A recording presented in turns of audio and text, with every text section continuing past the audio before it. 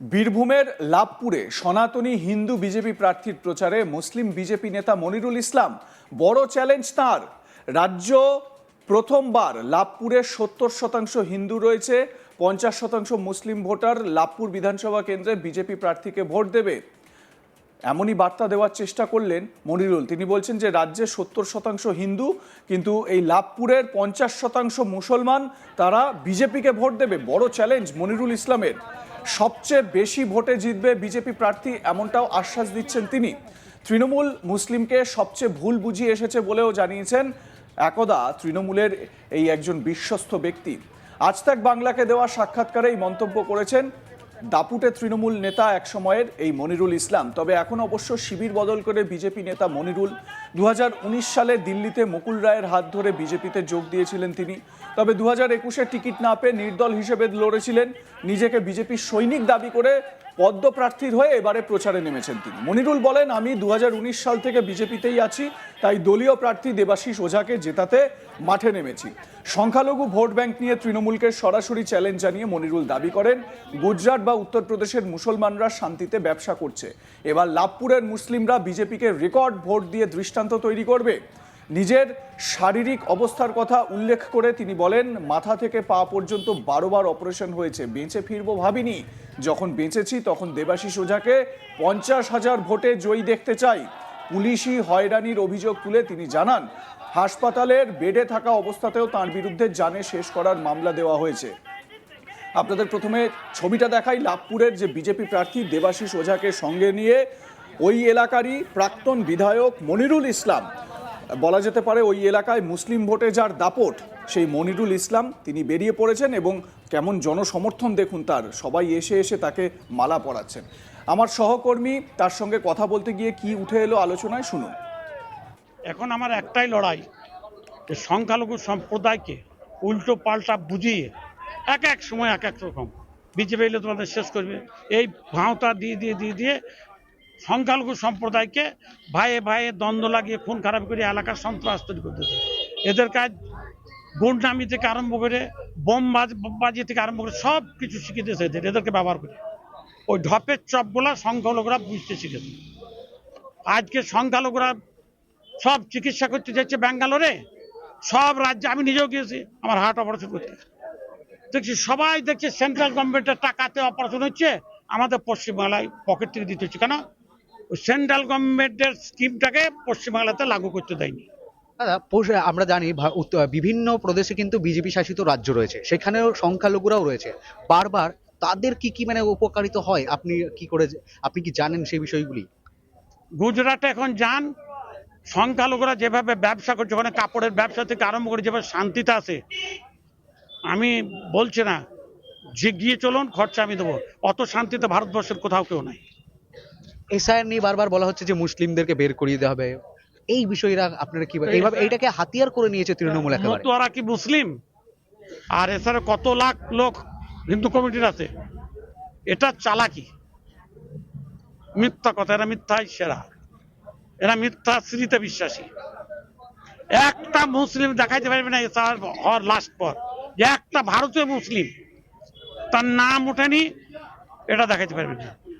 আমাদের দেখা গিয়েছে ৩৯টা সিটের বাদেও যে পশ্চিমবঙ্গে যে ভারতীয় জনতা পার্টির যে সিট ঘোষণা হয়েছে, তৃণমূল অভিযোগ করছে যে তারা কখনোই মুসলিমদেরকে জায়গা দেয়নি, মুসলিমদের জায়গা দেয়নি, এইরকম ধরনের অভিযোগ আছে। এইটাকে আপনি এক বিজেপি নেতা হিসেবে কিভাবে খণ্ডন করবেন? ওরা নিজের আইনাতে নিজের মুখ থেকে ওই কথাটা বলছে। ক্যান্ডিডেট সিলেকশনে হিন্দু মুসলিম হয় না। লাভপুরে ৭০%-এর উপর হিন্দু, ঠিক আছে, মুসলিম সংখ্যালঘু, কিন্তু লাভপুরের লোক সেই সংখ্যালঘু এমএলএকেই 10 বছর রেখে, এবং আমার প্রতি যেরকম ভালোবাসা আমি অন্য কারো দেখছি না। তা বিজেপি যেখানে যেটা প্রয়োজন, যাকে দরকার সে তাকে সেখানে টিকিট দেয়। আর যারা সাম্প্রদায়িক ভেতরে মুখোশ আর মুখটা আলাদা, তারা ওইসব কথা বলে। হজের জন্য কেন্দ্রীয় সরকার কি কি করেছে সেইগুলো কি জানেন? সেইগুলো কি আপনি হাতিয়ার করবেন বা সংখ্যালঘুর কাছে বোঝাবেন? ওগুলা কালচারটা এখন নাই, আমি ওটা পরবর্তীতে বলবো। তবে এইটুকু বলতে পারি, এর আগে কোনোদিনই হজ কমিটির ভাইস চেয়ারম্যান মুসলিম ছিল না। এই বোধহয় টার্ম শেষ হলে মফুজা খাতুন, মুসলিম মহিলা, উনি হজ কমিটির ভাইস চেয়ারম্যান। হজ কমিটির সবচেয়ে টপে তো মুসলিম। সেটা তো কেন্দ্রীয় কমিটিরই তো তৈরি করা। হ্যাঁ, এটা তো বিজেপি সরকারই তৈরি করে। তো মমতা ব্যানার্জি তো কই একটা মুসলিমকে সংখ্যালঘু দপ্তরটাও তো দেয়নি মমতা ব্যানার্জি। তার মুখে কি সংখ্যালঘুর কথা শুনবো? তো লাভপুরে এই যে সংখ্যালঘু ভোট, মুসলিমদের যে তোষণ নীতি, যে কথাগুলি আপনি বলছেন, এইগুলো কিভাবে আপনি প্রচার করবেন এবং বিজেপি প্রার্থী দেবাশিস ওঝাকে কিভাবে জয়যুক্ত করতে পারবেন? একটি কথায় চ্যালেঞ্জ দিলাম, আমি চ্যালেঞ্জে কোনদিন ফেল হয়নি। সারা পশ্চিমবাংলার মধ্যে সংখ্যালঘু ভোট বিজেপিতে সবচেয়ে বেশি পাবে লাভপুর বিধানসভায় পার্সেন্টেজে, কম বেশি 50%-এর উপর। এই প্রথম নামাতে 50%-এর উপর ভোট, সংখ্যালঘু ভোট বিজেপিতে পড়বে এবার। আমি গ্রামে, আপনি যখন আসছিলেন, আপনাকে কোনো মহিলা একজন মালা পরিয়েছে এবং তার স্ত্রী, তার মা মানে শাশুড়ি মা, তিনি বলছেন মনিদা এসে গেছে, এবার সবাই ঘর ঢুকে যাবে। এটা কি আপনি কি বলবেন? ভালোবাসা।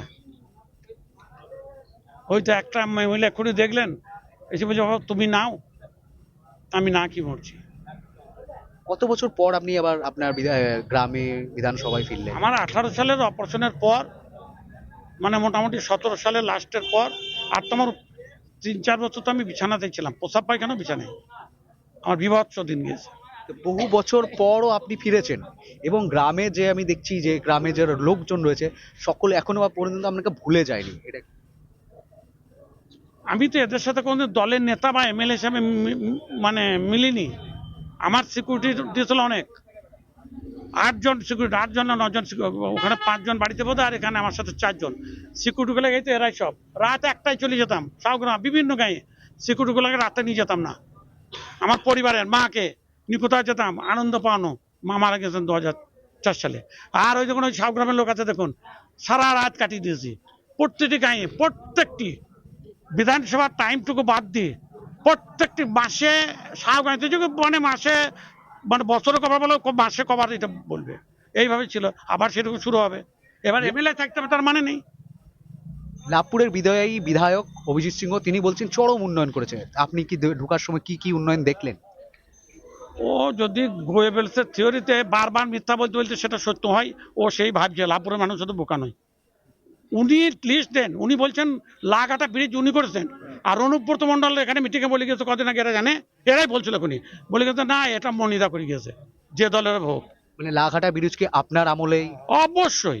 ওরা রংটা কয়েছে, আমি অসুস্থ বললাম তখন গুরুরা ব্রিজ, তাই এটাও বলতে পারি যে আপনার অসুস্থকেও কাজে লাগিয়েছে। 100%। তা নাইলে লাভপুরে এত লুটতরাজ করতে দিতাম না। আর একটা জিনিস জেনে যান, লাভপুরের ভেস্টের জমিগুলাকে যেভাবে লুটতরাজ করেছে কয়েকটা নেতাতে, আর কোটি কোটি টাকা কামিয়েছে। প্রথম আমি কমিটি করে দিয়ে সমস্ত RS-CS রেকর্ড বার করে জমিগুলাকে উদ্ধার করবো, দেখবেন মুখোশ খুলে যাবে, দেশ ছেড়ে পালাবে। আপনাদের মতামত জানাতে ভুলবেন না। দেখতে থাকুন আজ তাক বাংলা, সাবস্ক্রাইব করুন ইউটিউব চ্যানেলটি।